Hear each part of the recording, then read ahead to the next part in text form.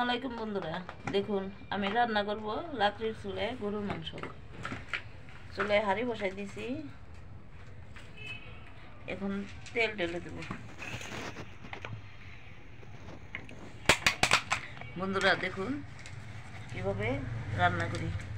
তেজপাতা, গরম মশলা তেলে দিয়ে দিলাম। এখন দিয়ে দেবো কিছুটা এলাচ,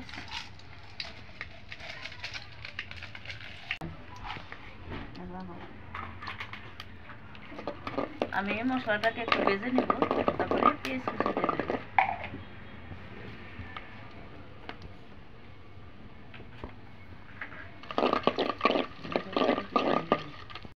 বন্ধুরা দিয়ে দেবো পেঁয়াজ কুচি।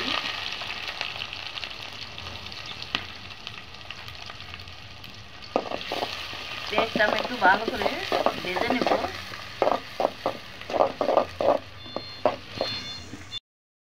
বন্ধুরা পেঁয়াজটাকে একটু ভেজে নিছি, এখন দিয়ে দিলাম পেঁয়াজ, রসুন, আদা বাটা।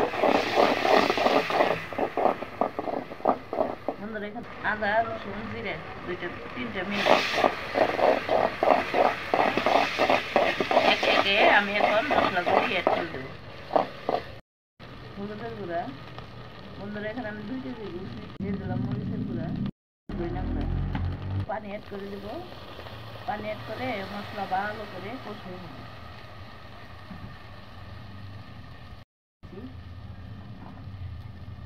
মশলাটা ভালো করে কষিয়ে তারপর মাংসগুলো দিয়ে দেবো।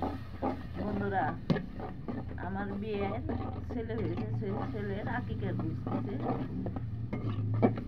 আমি এটা সুন্দর করে রান্না করবো। এখন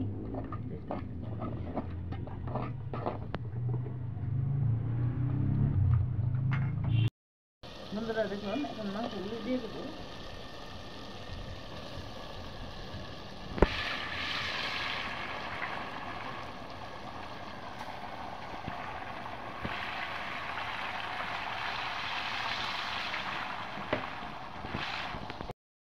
ভালো করে নেড়ে চেড়ে দেবো।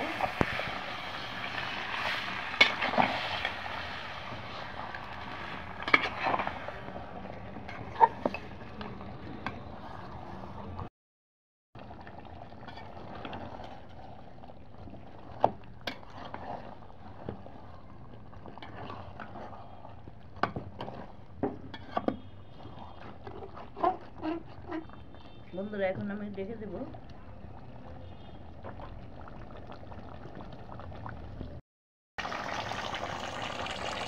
বন্ধুরা জয়ত্রী, জয়ফল, পোস্ত একটু দিয়ে দিলাম।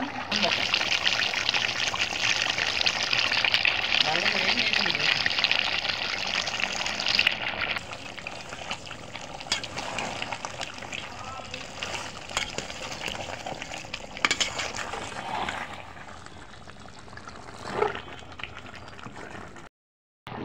বাদাম বাটা দিছি তো এর জন্য একটু গরম গরম নাড়তে হবে, তবে নিচে লেগে যেতে পারে।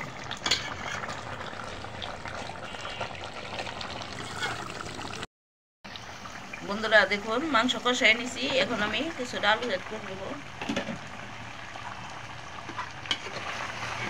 বন্ধুরা আলু দিতাম না, নতুন আলু দেখে দিলাম। নতুন আলু দিয়ে গরুর গোশ সেই লাগে।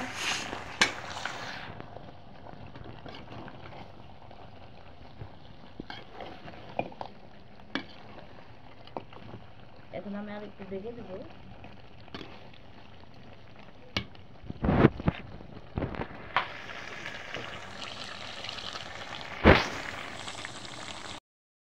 বন্ধুরা এখন আমি পানি অ্যাড করে দেবো।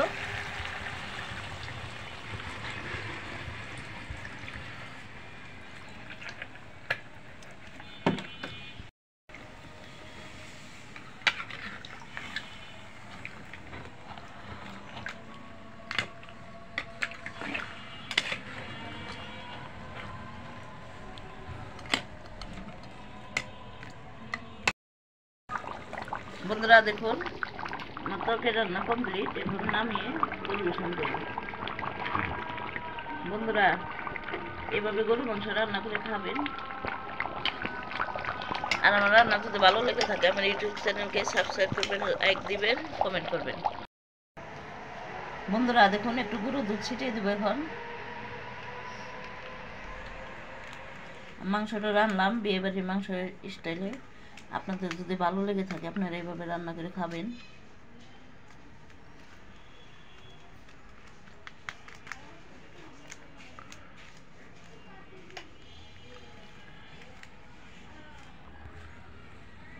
এখন আমি ঢেকে রাখবো।